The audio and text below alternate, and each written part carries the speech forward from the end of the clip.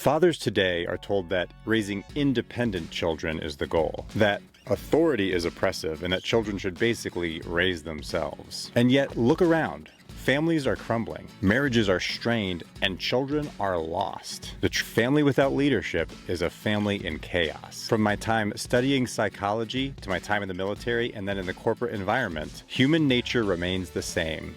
And whether it's in those arenas or now here in my home, I've learned that there's nowhere you can go where authority isn't essential to flourishing for individuals and for groups. In this video, I'll show you not just how you can lead your family, but why you must if you want to fulfill your responsibilities to your wife and children. In every World War II or Vietnam movie, this is the standard formation that adapts based on the terrain and the enemy situation, either expands or contracts.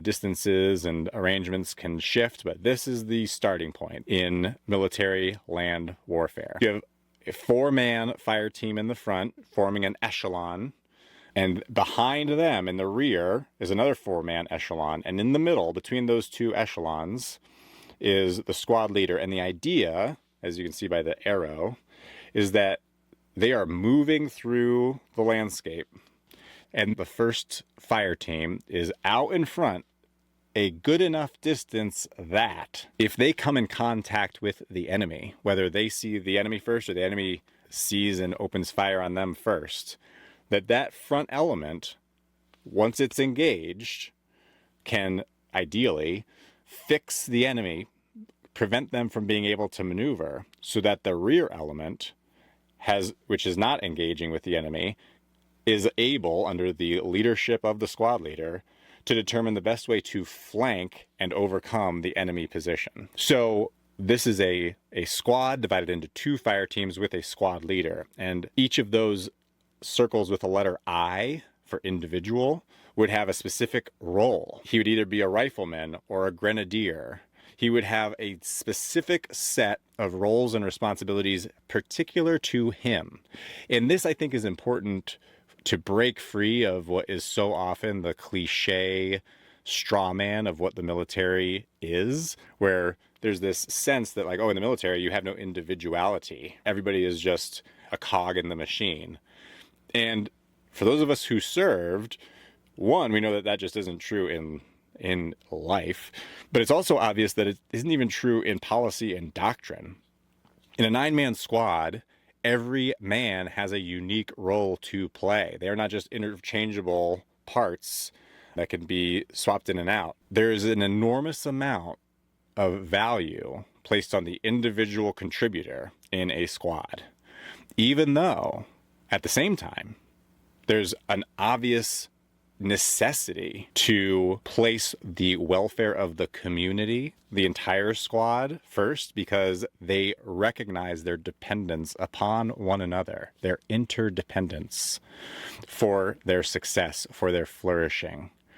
If these 9 men, rather than maintaining their formation and each performing a specialized role that contributes to the well-being of the community, if instead of that, they just said, oh, well, we're all here, and we're all going to go here. Each of us will just figure it out on our own as individuals with no community bonds or cohesion. Then they would be cooked. That's game over. They are able to succeed and flourish both as individuals and as a group because they have a healthy relationship with both community and individuality and with authority.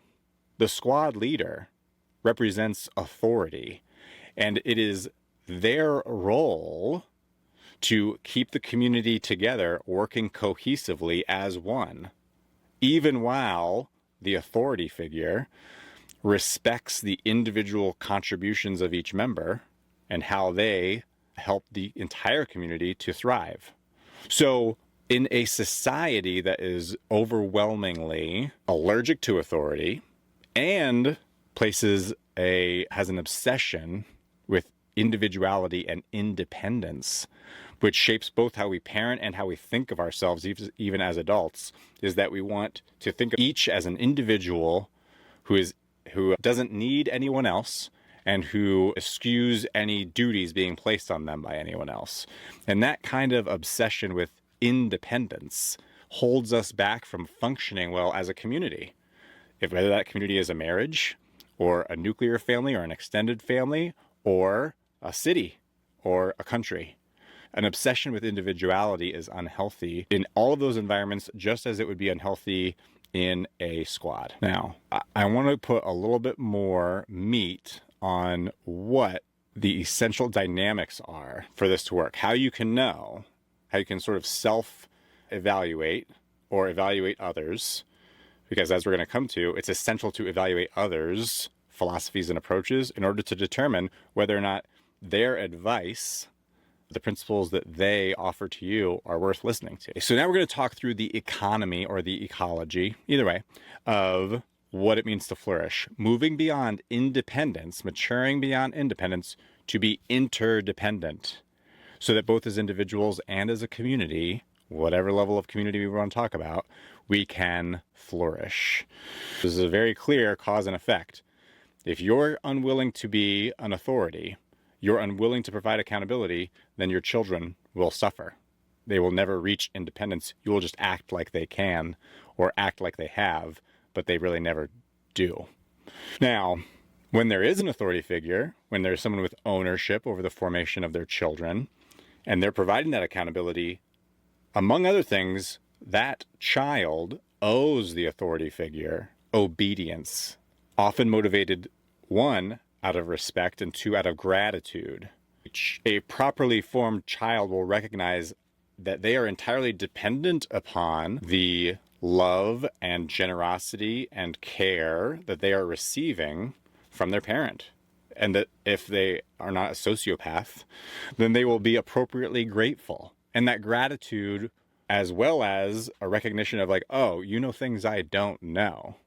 And so I'm grateful for all that you do for me. And I recognize it's probably in my best interest to obey what you instruct, because you have demonstrated ownership. You have demonstrated goodwill, good faith, care, love for me. And so that motivates me to be obedient. Now, you have to do those things. You have to demonstrate those things. If a child does not feel that you have their best interests in mind, then that is going to undermine their willingness to be obedient. And that is where you fall into the straw man trap. Like, you really can start to embody a dictatorial, totalitarian form of parenting, because you aren't actually engaged in a healthy exchange of, I am taking ownership and I'm exercising authority over you and holding you accountable for your well-being to help you develop competence and responsibility. If you're just exercising authority for the sake of exercising your own authority, then you're a totalitarian. That is where you really can fall into that trap. But in a society where we're allergic to authority, that accusation is made even when people are doing the right thing for the right reasons and in the right way. It's still just a matter of, like, if you exercise any authority at all, some people who you should not take seriously or listen to, some people will accuse you of being a totalitarian or a dictator or whatever. But there's a give and take here between each of these elements, between, in this case, the parent and the child. Now, let's talk about the child and the family, the community, where they derive their sense of shared belonging. A well-formed child will have a sense of loyalty to their other family members and to their family sort of as an institution, in the way that in the military we have loyalty to our unit. In addition to, our battle buddy and squad mates, we also have the concept of our squad or our platoon or our company or our battalion. We have a flag and a motto, and we embrace a sense of loyalty and duty, both to the individuals who compose that unit and to the unit sort of as a collection. Even as members come and go, just by virtue of being members, we extend to them loyalty and duty, right? That's because we don't obsess over the idea that we're individuals. We recognize that our well-being is interdependent with the well-being of others. And so we aren't allergic to the idea that we owe other people duties, that we owe them loyalty, and that they owe loyalty back to us. And so we have certain rights within our community based on our rank or role or our responsibilities or our relationships. It doesn't always have to be formal and structured. Depending on who we are and where we are in our careers and what kind of unit we are in, we'd have certain rights as individuals. And the same holds true for a family, is each member of that family has certain rights that they can invoke, and they can reasonably expect to have their needs met and to have their rights respected. The question is, and it's very situational, is how far can an individual press their rights before they have undermined their loyalty to the group? And so it's an inappropriate or excessive or invalid exercise of rights. That is where, again, when you have this ideological mindset, thinking in a libertarian mode, well, then you're going to raise your children with a libertarian attitude toward your family. And so they, depending on your attitude toward authority, there's going to be a different manifestation of this. But if you have a libertarian ideological mindset and that influences how you shape your family, then it's not going to be surprising if your family has no enduring bonds. If every child goes their own way and does their own thing and has no sense of loyalty or duty to other family members, we're not flourishing then. That is not human flourishing. So we need to have these things in proper balance. And on the final leg, the relationship between those in authority who have ownership and stewardship over both of the individuals under their charge as well as the institution, the family, their responsibility is not just to hold individuals accountable, but to maintain good order and discipline for the collective well-being of all. And so establishing rules and establishing requirements and parameters, even if they may seem arbitrary, are necessary and good. Driving on the right-hand side of the road versus driving on the left-hand side of the road is an entirely arbitrary decision. And there's no moral value to one side of the road or the other side. There's no absolute truth measuring stick we can use to determine which side of the road is appropriate. And none of that matters. None of those things are necessary for the appropriate exercise of authority, because one of the functions of authority in a flourishing community is to provide order, regularity, reliability, consistency, because all of those are goods that enable individuals to flourish and for relationships among individuals to flourish. And so the leaders, the parents, need to establish and maintain order, just as they have a duty to provide accountability to individuals, to form them, to make them competent and responsible. So too must the parents establish order in order to create an environment that is conducive to shared belonging. A chaotic environment is not one that allows for shared belonging, because good leaders create safe environments where people know what to expect. And that principle goes all the way back to Sun Tzu. I don't have my copy of Sun Tzu here on me, but Sun Tzu talks about that in chapter 1, is that as the general, you need to provide clear and consistent expectations, an environment that is orderly in order for each individual and the whole to flourish.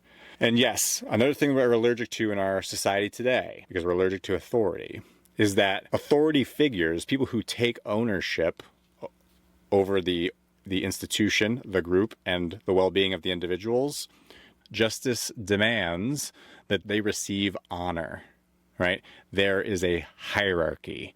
There is respect afforded to them, not just like, well, we respect everybody. But no, if you have ownership and stewardship over the well-being of the members of this family and the flourishing of the family as a whole, then you are rightfully owed honor on behalf of the community and each individual, because it is your service to that community and your service to each individual that makes their flourishing possible. And so we need to make honoring authority figures, honoring parents, being respectful of our elders, we need to make that cool again.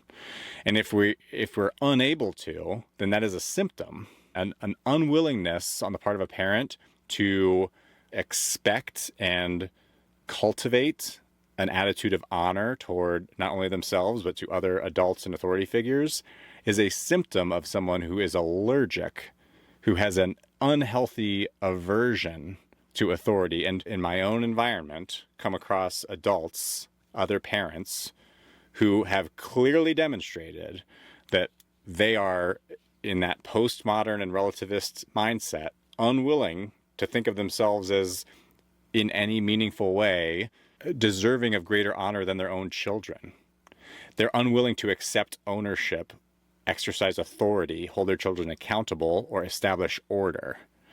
And so they are stuck in that postmodern relativist gentle parenting world. My experience has been, given that that is such a prevailing attitude in our society today, is that it is extremely difficult, going back to the struggles that we face as men, as husbands and fathers who are trying to navigate this landscape, trying to find our way, is that when you go to look for resources or authorities or even, just peer support and mentorship, you will run across far too many people who have fallen into one of these ideological traps, who either have an obsession with or irrational aversion to one of those three key ingredients to having a flourishing marriage and family and society. Given this reality, there is a fit for fatherhood creed.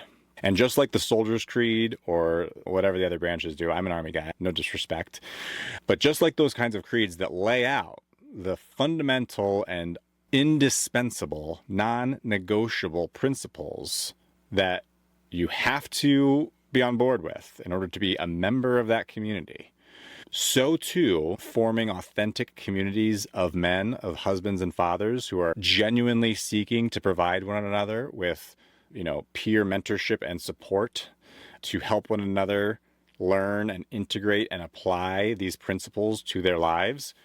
It is indispensable that there be a foundation of and values. I spent the past year working out this model of a community for men who share these indispensable beliefs and values that, if we hold them in common, and if we can come together both in virtual spaces as well as in person to help one another learn and integrate and apply these principles in our lives, then we can take a huge leap forward for ourselves and for our marriages and for our children. So that is why there is a Fit for Fatherhood creed, and why any applicant to our community has to affirm this creed. So you go to, the website is mr-homemaker.com. If you recognize that obsession with radical individualism is eroding your marriage and family life, and you're ready to step into your role, taking ownership and leading for the betterment of everyone in your household, then the next step is simple. Men weren't meant to face this alone. Strength comes from drawing upon those with a shared sense of purpose, from men sharpening men as iron sharpens iron. That's why the Fit for Fatherhood community exists, to connect men, to draw them together so that they can lift one another up, provide support and accountability as they all strive shoulder to shoulder to become the men that they were called to be, for themselves, for their wives, and for their children. If that sounds like something you would be interested in, then I invite you to come to mr-homemaker.com, where you can learn more and apply for membership in one of our upcoming cohorts. That's mr-homemaker.com, or use the link in the pinned comment below. I'll see you over there. Let's get to work.